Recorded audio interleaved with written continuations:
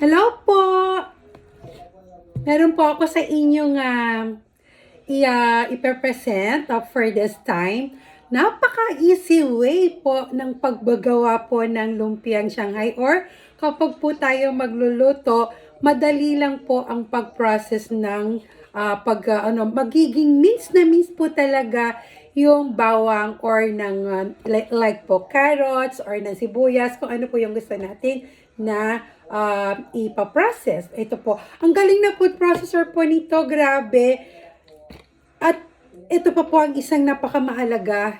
No need po talaga dito ang kuryente. Napaka-manual po talaga niya.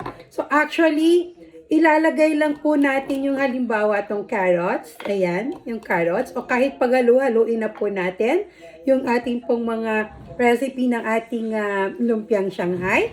So actually, ayan po.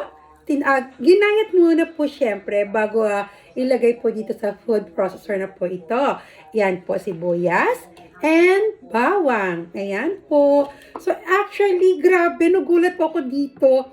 Ang anak ko po kasi, aside sa office work po, nag-go online po siya ng mga toys, ayan, and ng mga ibang gamit. So, isa po to sa ino-online po ng aking anak, yung pangalawa ko pong anak. And nagulat po ako, grabe, na sinabi niya, itry ko raw gamitin to, tiyak na makaka-help daw sa akin o makaka-reduce sa aking time because mahilig daw ako magluto, mahilig daw ako magtadtad ng bawang, nakikita niya hirap na hirap ako, and sa sibuyas and sa carrots, pag nagawa ng lumpia or magigisa, inirecommend niya po sa akin to. Yan, ikakabit nyo lang po dito. Ayan, ikakabit nyo lang yan.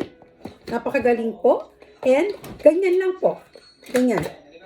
Kung ayaw po sa kamay, umpisahan mo muna po dito sa ating ganyan. Makikita na po natin. Ayan. Kailangan po talaga ng durog na durog ang ating garlic, onion, and carrots. Ayan po. Pag po sa lumpiang Shanghai gagamitin. Ayan. Actually, ito po yun, no, yung finished product po ng ating ginamit sa food processor na hindi po kailangan ang kuryente. Ayan po. Ganyan-ganyan lang po talaga siya. Ang galing. Nakaka-amaze po talaga itong food processor na ito. Tingnan niyo po. Ayan. Nakikita niyo po. Ayan na po siya. Durog na po siya. Ayan. And, syempre, ilalagay na po natin. Ayan po. So, kung gusto niyo pong malaman kung saan po ito nabila or ano po ba to, kung Japan made po ito, syempre, mag-comment lang po kayo. Thank you!